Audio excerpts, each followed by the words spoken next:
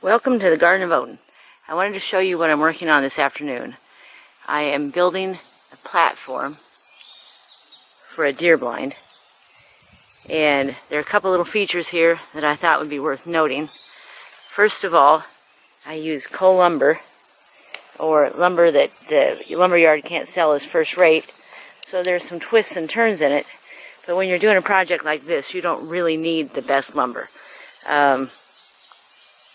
The other thing is these feet for the 2x4 posts. Now I haven't bolted them down yet. These are 2 feet long and you can just drive them into the ground. The main problem with these is if you don't have it set right when you start, they'll skew a little bit. But again, for something like this, and especially because the 2x4 or the 4x4 posts are sort of skewed anyway, as I connected the 4 with these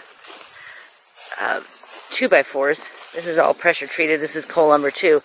I could just torque it a little bit and get it fairly square. It's actually not that level. It's not on bubble, but it's good enough for what I'm doing. But anyway, I thought that those posts are worth showing, or the anchors. And those go, again, down into the ground about 2 feet. They taper down to a point, not a super sharp point. And then they have this 4x4 box at the top. And I would say, what, that's 5 inches. So it's a little taller. It's a little taller than it is wide. And to drive those into the ground, the best way to drive those into the ground is actually take just a short, stubby little 4x4, set it in there, and then just use a sledge or a maul or whatever. And depending on the soil, it'll go in easily or be more difficult. So you might need to use a little bit more force. But you don't have to dig. You don't have to set them in concrete. And then they're really sturdy. Now, again, I haven't tightened the bolt there.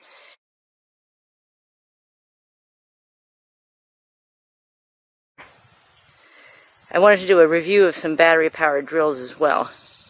The Porter cable is 20 volt, but that battery is not very good. It doesn't last very long and it doesn't seem that strong. However, the chuck is better. So both of these are keyless chucks. The Bosch actually has better battery life and I think more power. It's a 12 volt, but it seems to do a better job, except that it's lightweight. But the chuck is horrible. It does not bind, even if it's something that's got a hex head, it'll seem to loosen up a little bit. And then finally, I wanted to show you, if you're building a project like this, make sure, and even if you're using cull lumber, you still need to support your cross beams properly. But those aren't that expensive. So those are just the 2x4 rafter holders, whatever they're called, for support members. And then I'm going to I got some cull decking that I'm going to put on top of there. So this isn't a very tall stand. However, I'm looking over beans this year, but it'll probably be corn next year. But I'm not going to be hunting when the corn is tall. And then I've got an opening cut, some openings cut through the back so I can see deer if they're down there in the pipeline right away and coming along the edge here.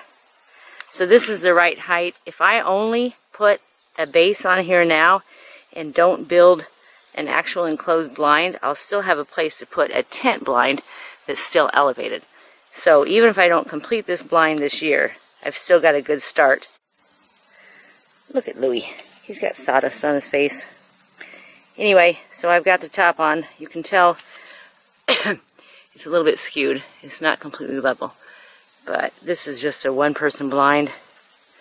So far, and I actually ran out of decking screws. So I'm going to have to come back in and finish screwing that up. But anyway, these were cull lumber pieces, 8 feet long, and this is 5 feet wide, the platform is. So I was able to cut some pieces and put them across the joists. I think you can see there. They're not perfectly straight, but They were $2 or $2.50 a board, and I bought 10 boards, so that's $25 plus, I don't remember, probably another $15 for the posts and for the 2x4s. And these feet are about, oh gosh, I got them at Menards. They have several different ones, so you can look it up, or I'll look it up and I'll try to post it.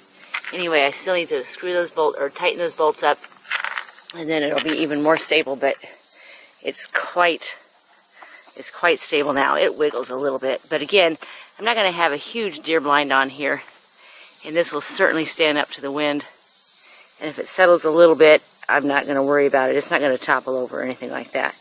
I'll build some steps, and even now I can put a single person, like a gun blind, one of those folding tent blinds up there, and I'll be elevated 4 feet off the ground, which brings me up over the crop field or the stubble and gives me a view down into there. I need to clear that shooting lane a little bit more along the field edges.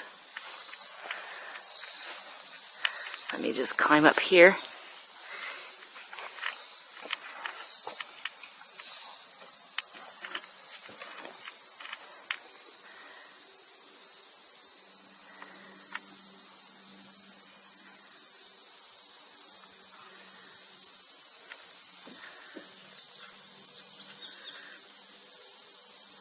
So there you have it.